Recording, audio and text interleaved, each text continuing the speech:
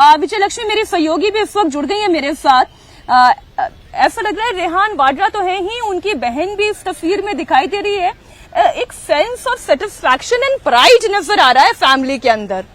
बिल्कुल मीनाक्षी, और काफी लंबा इंतजार किया इलेक्टोरल डेब्यू के लिए प्रियंका गांधी वाड्रा ने, क्योंकि सक्रिय राजनीति में इस तरह से वो नहीं आई। हालांकि महासचिव जरूर बनी 2019 में कांग्रेस पार्टी की, लेकिन जो एक इलेक्टोरल पॉलिटिक्स होती है कि चुनाव जीत करके लोकसभा पहुंचे, वो आज एक ऐतिहासिक दिन शायद उनकी लाइफ में भी। और पूरा परिवार उनके साथ है, उनके बेटे, उनकी माँ, उनका भाई, उनकी बेटी, पूरा परिवार जो है वो प्रियंका गांधी वाड्रा के साथ आज पहुंचा है।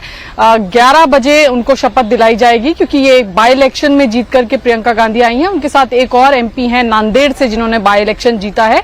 आज 2 एमपीज की शपथ ग्रहण होगी 11 बजे, और फिर उसके बाद प्रियंका गांधी वाड्रा आज की जहां तक बात है, हमें बताया जा रहा है कि इसके बाद जो है वो झारखंड का जो शपथ ग्रहण समारोह है वहां के लिए वो निकल जाएंगी। तो उनके स्पीचेज या उनका आगे किस तरह से उनकी रणनीति रहती है वो हमें आने वाले दिनों में देखने को मिलेगी। लेकिन जरूर कांग्रेस पार्टी की एक मुखर आवाज है, क्योंकि अच्छी वक्ता है प्रियंका गांधी वाड्रा, और माना जाता है कि बड़ा कनेक्ट उनका जो है वो बहुत अच्छा है, खासतौर से महिलाओं के साथ, या अदरवाइज भी अगर आप देखें वोटर्स के साथ तुरंत कनेक्ट कर लेती हैं, कैसे इशू को उठाना है, ये तमाम चीजें उनको आती हैं। तो एक अच्छी वक्ता कांग्रेस पार्टी को लोकसभा में मिलेगी। चुनाव के नतीजे आ रहे थे उस दिन प्रियंका गांधी वाड्रा के पति रॉबर्ट वाड्रा से हमारी इंडिया टीवी पर चर्चा हुई, और वो ये खुशी जता रहे थे और ये कह रहे थे कि देर आई है लेकिन दुरुस्त आई है, एक बहुत बड़े मार्जिन के साथ। और ये पार्टी भी जानती थी कि जिस सीट से वो चुनाव लड़ रही है, यहाँ से प्रचंड जीत उन्हें मिलेगी।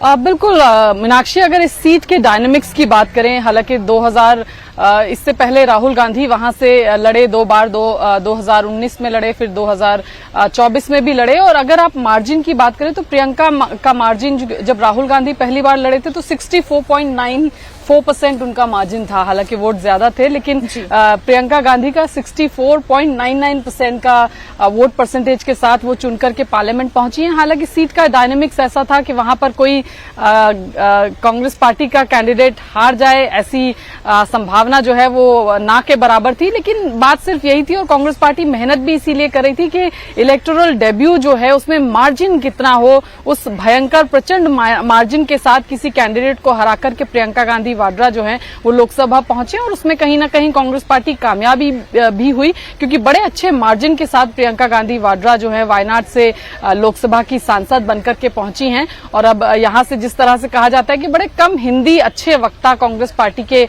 पास हैं, जहां तक संसद की बात की जाए, यंग या 50s या 40s के एमपीज की बात की जाए, तो प्रियंका गांधी वाड्रा क्योंकि अच्छी हिंदी, अच्छी अंग्रेजी, दोनों ही भाषाओं पे उनकी पकड़ है, तो एक अच्छी वक्ता। और उसके अलावा क्योंकि गांधी परिवार से वो हैं, तो कांग्रेस पार्टी के नेताओं की अगर आप बात करें तो एक जो गांधी परिवार के जो सदस्य हैं उनकी एक अलग प्लेस होती है कांग्रेस के पॉलिटिक्स में। आप जो लेकिन सदन में चर्चा भी जब होती है या सदन के बाहर भी चर्चा होती है, बार बार ये कहा जाता है, देखिए अगर एक ही परिवार के 2 सदस्य हो, यहाँ तो ये 10वीं पीढ़ी है, एक ही परिवार के अगर 2 सदस्य भी पार्लियामेंट में पहुंच जाए तो उनके बीच में भी कंपैरिजन होता है, या तो भाई बहन है। राहुल गांधी के बारे में अक्सर ये कहा जाता है कि वो उतना इमोशनल कनेक्ट नहीं बना पाते हैं, लेकिन इस मामले में प्रियंका गांधी अपने हाव भाव, उनका व्यवहार, उनकी बॉडी लैंग्वेज, उनका बात करने का तरीका, वो इमोशनल कनेक्ट जल्दी बना पाता है। क्या इस तरीके की चर्चाएं विद इन कांग्रेस पार्टी भी होती हैं? बिल्कुल, देखिए जैसे मैंने कहा मीनाक्षी कि अक्सर कांग्रेस पार्टी में हम देखते थे कि खलती थी ये बात कि लोकसभा में, जैसे इससे पहले अधीर रंजन चौधरी नेता विपक्ष थे, तो उनका सबसे बड़ा ड्रॉबैक था कि उनकी हिंदी जो है वो बहुत अच्छी नहीं थी, और कई बार अर्थ का अनर्थ भी हुआ। उन्होंने भी कहा कि वो नहीं मीन कर रहे थे, लेकिन उनकी बांग्ला का मातृभाषा का इफेक्ट है, इस वजह से उनकी हिंदी उतनी क्लिष्ट नहीं है। तो यहाँ पर जब प्रियंका गांधी वाड्रा आती हैं तो खासतौर से इमोशनल कनेक्ट की तो आपने बात की ही, कि इमोशनल कनेक्ट वो बड़ी जल्दी बना लेती हैं अपना, चाहे फिर वो वोटर्स हों, चाहे फिर पार्टी के भीतर हों। लेकिन एक बात ये भी है कि क्या 2 पावर सेंटर्स अब कांग्रेस पार्टी में हो जाएंगे लोकसभा में, क्योंकि गांधी परिवार के 2 सदस्य जो हैं वो लोकसभा में होंगे, एक तरफ प्रियंका गांधी होंगी, एक तरफ राहुल गांधी होंगे।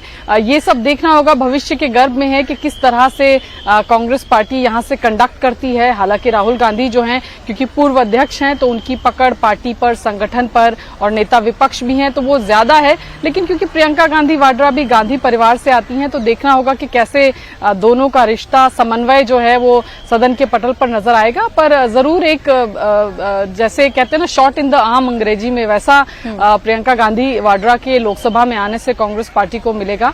अच्छी वक्ता, अच्छी नेता और माना जाता है पॉलिटिकल डिसीजन, डिसाइसिवनेस उनका जो है वो भी काफी जगहों पर क्विक डिसीजन मेकर हैं। तो ऐसे में ये तमाम चीजें जो हैं वो फ्लोर पर भी नजर आएंगी। बड़ी दिलचस्प तस्वीर आज एक और आ गई आपके सामने।